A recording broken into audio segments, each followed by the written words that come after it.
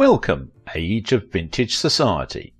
Beyond question and argument, he was the absolute all-time movie star, the all-American epitome, the real man, John Wayne. He was a man of few words, but when he spoke, he meant what he said. He's been credited with helping to win the Second World War and blamed for prolonging the conflict in Vietnam. But every battle he fought alone. Like a monument carved in granite, he stood as a symbol of American virtue, strength and courage. How John Wayne's image could polarize a nation. Make sure to watch the video until the end and leave your thoughts in the comments. If you are new here, join our wonderful community by subscribing to the Age of Vintage channel. Was John Wayne forced to put on the patriot mask? He changed his name for the country, changed the way he carried himself and the way he talked and dressed. At times he felt suffocated because of the stars and stripes placed upon his shoulders against his will. He was a man who inspired presidents and citizens alike.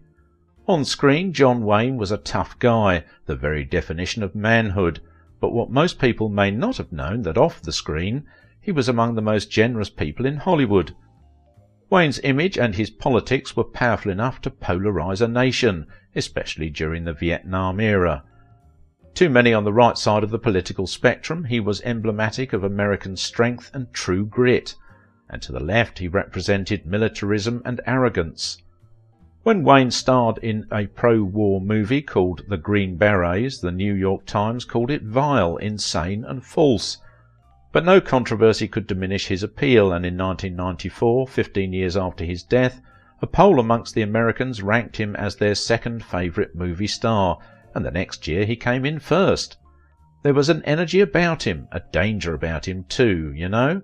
You could push him just so far. Even after his demise, he was more popular than Mel Gibson, Tom Cruise and even Clint Eastwood.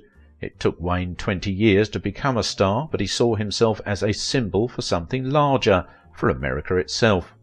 The Duke starred in 100 different roles, but as John Wayne, he wanted to be remembered for only one role, himself. His work ethic was incredible, and he would make films in 5 or 6 days, 3 days if necessary. It was unusual for someone to work 16 or 18 hours a day, but he did. They were looking for big, strong, rugged men who would work for almost nothing in horrible conditions. What could do what they wanted them to do, and John Wayne was a worker.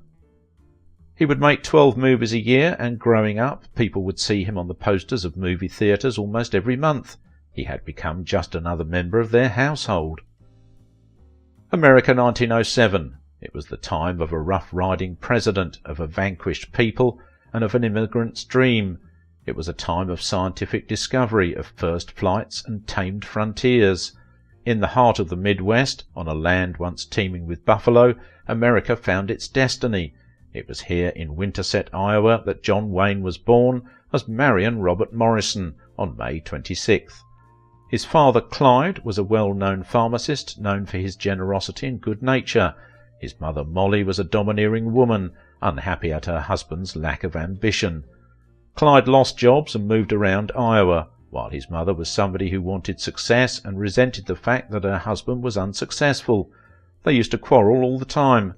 In 1912, the family grew to include a second son, Robert, but Clyde's poor health caused mounting financial pressures that overshadowed the joys of the young growing family. Heart trouble and chronic asthma forced Clyde to close his pharmacy and declare bankruptcy. The resulting tension in the household was not lost on little Marion. He began to suffer from insomnia and ran away from home more than once, as his parents' arguments became more heated. In 1914, the Morrison family moved to Palmdale, California, where Clyde hoped that his health and luck would improve. He swapped his pharmacy work for homesteading on an 8-acre plot of land owned by his father.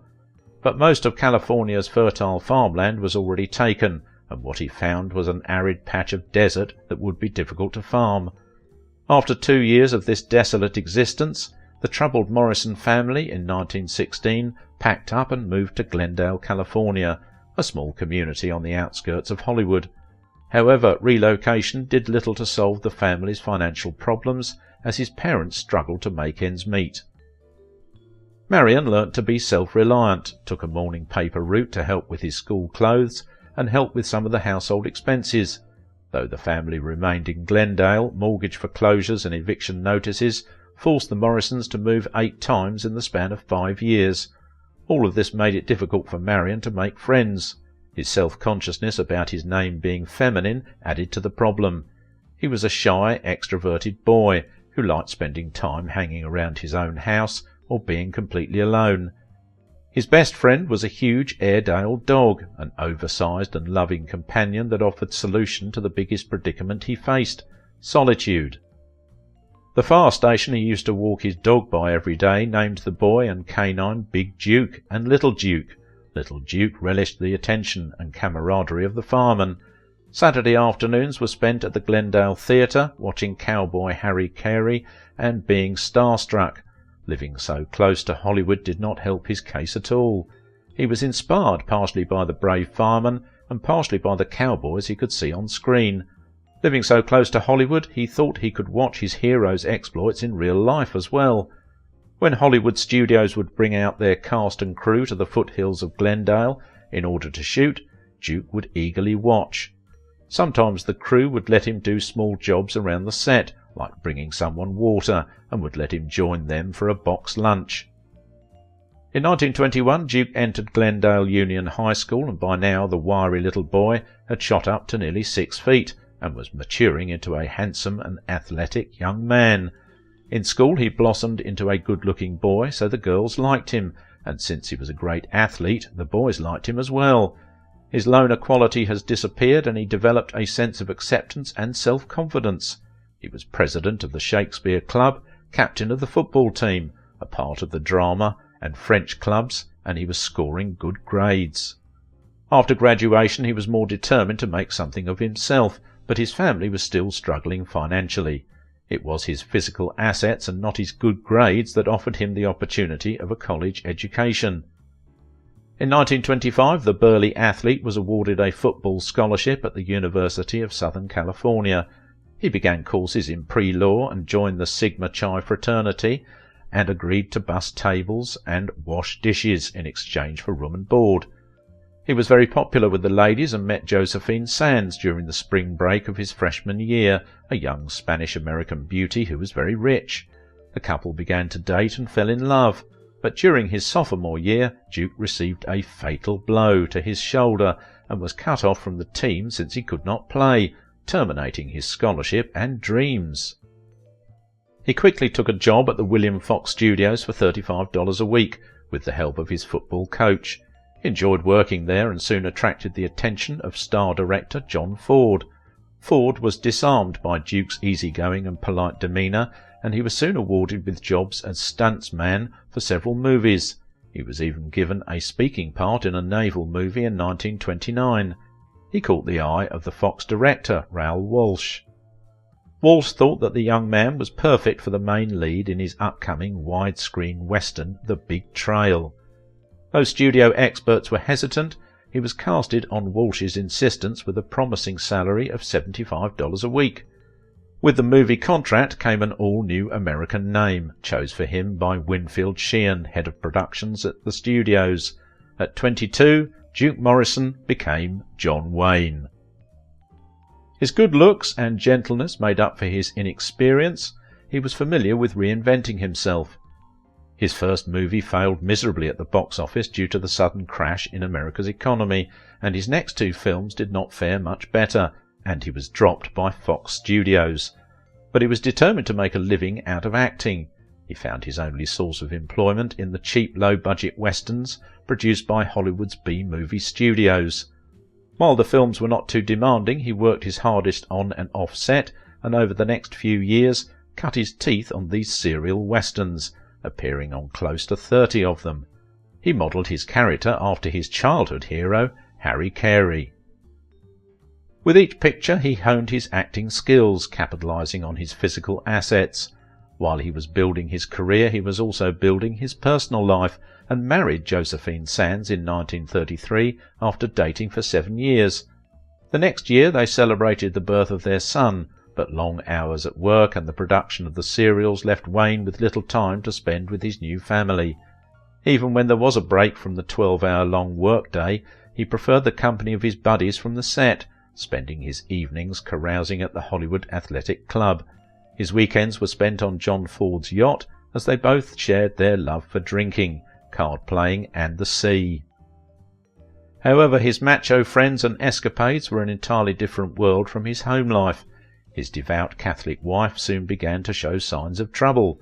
The fact that he was a B-Western actor did not fit her concept of society.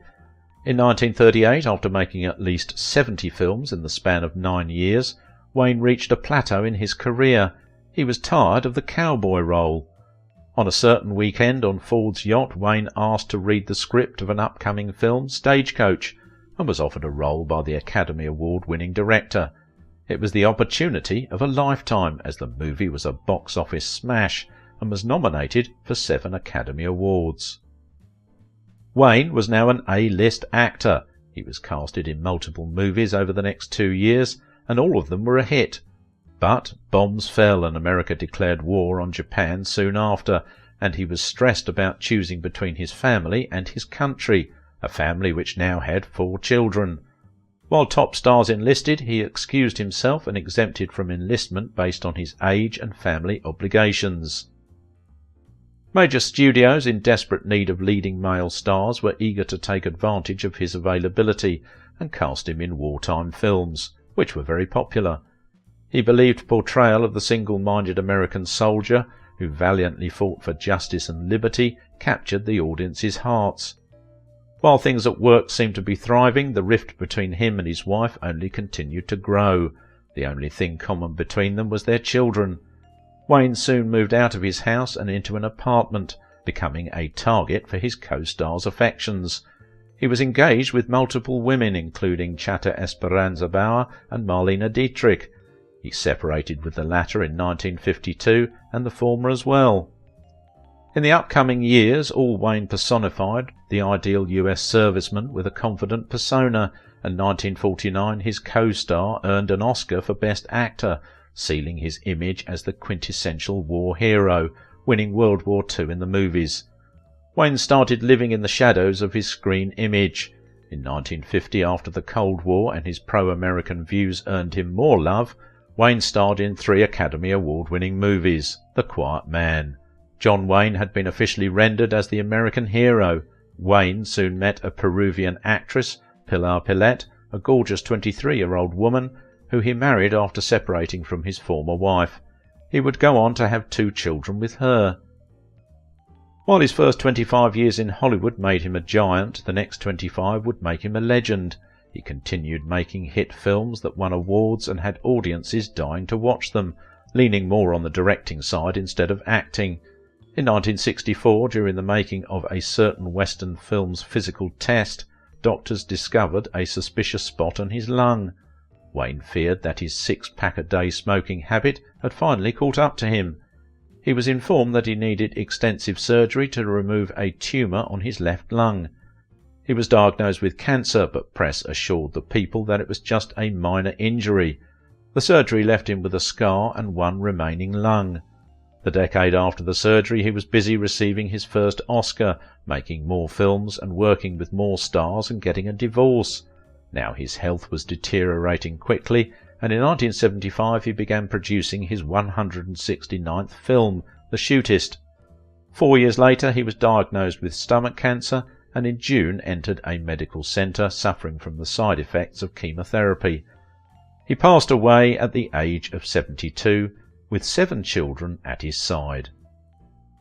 In a career that spanned half a century, John Wayne came to symbolise the independent spirit of America. Honest, straightforward and fiercely loyal, he climbed up the hard way and took adversity on the chin. On his long road to stardom, his life took on mythic proportions. Though he never fought wars or rode on horses, to his legions of fans, John Wayne will always be an American hero. If you liked this video, don't forget to give it a thumbs up, subscribe if you are new here, and if you want to support my work, please visit my Patreon page. John Wayne was really America's greatest hero. He carried the movie audience through a very difficult period, but he wasn't our only hero out there. Why was Joel McCrea the most believable of Western heroes? Watch this video and find out.